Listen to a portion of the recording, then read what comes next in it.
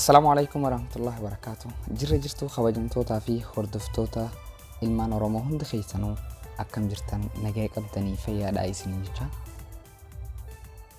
Chaanaalii haarawaan barumsa adda addaa barumsa waa'ee teekinooloojii moobaayilaa wal qabatan akkasuma koompiyuuteraan wal qabatanii fi ediitingii adda addaatiin wal qabatan bifa ammayyaawaa ta'een bifa barsiisoo ta'een qabannee isiniif dhiyaan.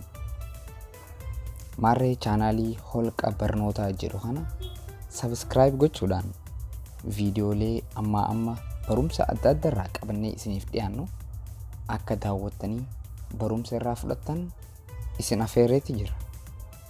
Kanaafuu gaa hunda keessanuu warreen chaanaalee kana agartan subscribe gochuudhaan barumsa adda addaa akkan wajjin qooddattan isin affeerreetti jira. Arralee barumsa keenya jalqabaa akkamiin barreeffamoota adda addaa bifa ammayyaawaa ta'een bifa babbareeduun karaa fuula Facebook irratti akkasuma maqaalee WhatsApp keenyaa itti jijjiirannee akkuma ilaaltanii agartan bifa bareedaa kanaan bifa feetan gootee ittiin miiseejii adda addaa bifa adda addaatiin bifa ija nama bareeduun barreessuu dandeenyuun isin garsiisa. Wanta kana barreessuuf yookaan akka babbareechanii godhuudhaaf appilikeeshina tokkollee nu feesisu. Karaa weebsaayitiin seennaa karaa googiliitiin wanta kana guutuu barreeffannee fidannee asirratti barreessuun nu feesisu. Asirratti peesti goonee Facebook irratti yookaan gadhiifnu bifa bareedaa kanaan Facebook irratti bahaa jechuudha. Hin jijjiiramu akkamiin akkana goonuun isin garsiisa. Hanga xumura qophii teenyatti share, like, subscribe gochuudhaan nu faana turaan isiniin jaa. Barnoota ammas barnoota kana ta'uu qaba kaayyoon Oromoota. Barnoota ammas barnoota kana ta'uu qaba kaayyoon Oromoota. Barumsa keenya eegaluudhaaf jalqaba Google Chrome yookaan browser fayyadamtan hunda seenuu dandeessan akka Androidittis akka moobaayila birattis Google Chrome hajoo Chrome keessan ni seentan. Jalqaba irratti fuula home page irratti deebitan fancy text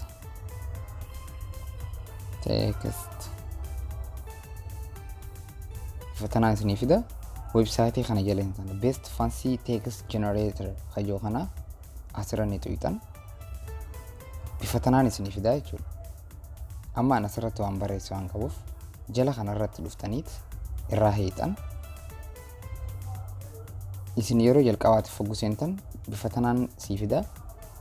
Your text yaa barreeffama hanqi asirratti barreessita. Waan jettee barreessuu feetu fakkeenyaaf holqa barnootaa jennee ergaa asirratti akka barreessine booda heftuuba deebuutu isaniit ifiif dizaayin godheesiif kaa kan barbaadde keessaa fudhattaa jechuudha. Ilaaltee kan sitti tole ilaalteet keessaa fudhattaa. Fakkeenyaaf an kanatti tolee asiin gaduu deemtanii load more hajoo tuqxanii haga hedduu gosa hedduu jira. Gosa feetan filatuu dandeessan. Fakkeenyaaf tokko fuudhee isin agarsiisa. Fakkeenyaaf isa kanan fudhadhaa. Hogoo xuyinaan koppii ta'ee jira. Ati maal goota? If duubaa deebita. If duuba karaa home page deebita jechuudha. Erga if duuba deebitee barreeffama kana maal goota? Deemteeti namaa erguu feete bifa sana achirra barreessiteet qottee koppii gootee fiddee namaa erguu dandeessa. Fakkeenyaaf ammee namaa haa ergu nin seena bakka barreeffama irratti nin tuqadha. Maalin godha? Bakka barreeffama irratti akka qabeetin xiqqoo turaan daqiiqaa sakandii 2 tureetin gadhiisa. Paste barreeffama jettu akka dhufa. Barreeffama paste ijoo kana nin tuqa. Barreeffamni arreefa achirra barreessee fide akka jiruun asirra dhufee jira.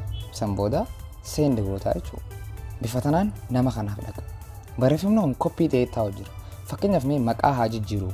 maqaa wanni xiyyaa yoon jijjiirratu fedhe WhatsApp xiyyaa kan irraan haqaa guutumatti ifan irraa haqee akkuma reefu message irratti paste goone asirra qabnee teenyani sakandii lamaaf paste kajoo dhufa paste kajoo tu'ina san booda maal goona okay done san booda okay naani maqaan WhatsApp keenya jijjiiramee jira jechuudha akkuma ilaaltanii gartan maqaan jijjiiramee jira akkasuma Instagram keenyallee jijjiiruu hundee message adda addaa bifa saniin message hanga feene barreessine design inni nu godheen fudhannee khara feene jijjiirannee fakkeenyaaf fuula Facebook irratti post godhee isin agarsiisu fuula Facebook irratti post godhuudhaaf Facebook keessan jalan deemtan Facebook irratti ni bantan akkuma khara hundaan goone bakka irratti post godhuun ni banatta asirratti qabdeet teessa samboota paste bakka jiru dhufa paste goota jechuudha akkuma khaaniiti paste gootee post goota barreeffamni kun bifa bareedaa tanaan post ta'a jechuudha bifuma laaltanii agartan kanaan post ta'ee hafaa jechuudha akkasuma khara feetaniin fakkeenyaaf imo story irratti yoo post godhuu feetan imo story irratti illee akkasumaan post godhuu dandeessan post gootan bakka irra barreessan ni xufatan barreessuun fedheettaan bakka barreessu erga dhuftee akkasuma qabdii teessanii wanti goota samboota bifa feeteen design si godhee si kaa'ee jira jechuudha ati akka feete gootee post godhee gad jijjiiruu dandeessaa jechuudha akkasitti tolee godhuu dandeessaa egaa barumsa irraa kanarraa akka wanta akka baratan abdiin qaba egaa kun jalqaba malee barumsa keenya hawalii galaatii miti ittiin jalqabuu fi egaa yoo isinitti tole share like subscribe godhaa namuu biraan gahaa share gochuun immoo nu jajjabeessutaa dameen teenya kan carcar vine irraa kan isiniif qopheesse ifa baasamiini hanga qophii biraatiin walitti deebinu subscribe like share gochuun dagatina kun chaanaalii barnootaati barumsa garagaraa barumsa ammayyaa ta'ee qabannee isiniif dhiyaanna hanga qophii biraatiin wal garrutti nagaan barnoota ammas barnoota kanata hukaba kayoon oromoota barnoota ammas barnoota